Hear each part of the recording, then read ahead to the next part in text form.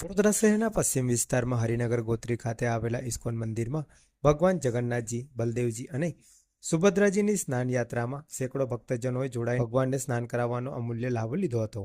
હવે આગામી 14 દિવસ સુધી ભગવાન અજ્ઞાતવાસમાં રહેશે। ત્યારબાદ તારીખ 7મી જુલાઈએ ભગવાન નગરચર્યાએ પ્રસ્થાન કરીને ભક્તજનોને દર્શનનો લાભ આપશે।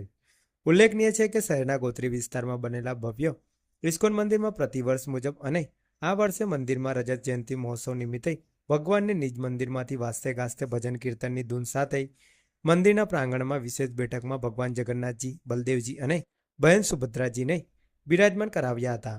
ત્યારબાદ સેંકડો ભક્તજનોએ પવિત્ર વિવિધ નદીઓના જળ ભરેલા માટીના ઘડાથી પ્રભુના વૈદિક મંત્રોચ્ચાર સાથે સાધુ સંતો સહિત તમામે શાહી સ્નાન કરાવ્યું હતું। ત્યાર પછી પૂજા અર્ચન વિધિ સંપન્ન થતાં મહાઆરતી યોજાઈ હતી અને ભગવાનને ફળફળાદી, મીઠાઈ, ફરસાણ, જ્યુસ સહિતના સેંકડો વ્યંજનોનો ભોગ ધરાવવામાં આવ્યો હતો।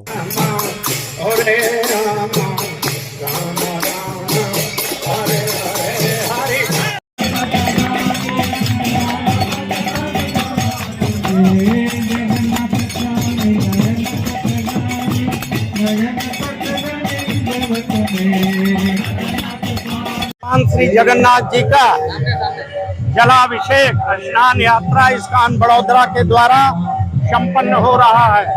भगवान श्री जगन्नाथ जी के विग्रह को 9:45 बजे निज मंदिर से इनके बैठक में लाया गया और वहां पर इनको बड़े ही सुंदर भोग भक्तों के द्वारा अर्पण किया गया।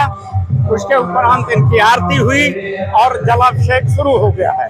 आज से भगवान का जब निज मंदिर में भी जाएंगे पट बंद हो जाएगा। 7 जुलाई आषाढ़ी बीज के दिन भगवान का पट खुलेगा। उसी दिन भगवान बड़ौदा रेलवे स्टेशन से नगर भ्रमण के लिए निकलेंगे। कितने भोग चढ़ाए भगवान को? भोग कितना चढ़ाया गया? 1108 भोग अर्पण किया गया। आज से कितने दिन तक भगवान रुकेंगे? आज है 22 तारीख और 22 तारीख से 7 जुलाई जो भी दिन इसमें आते हो।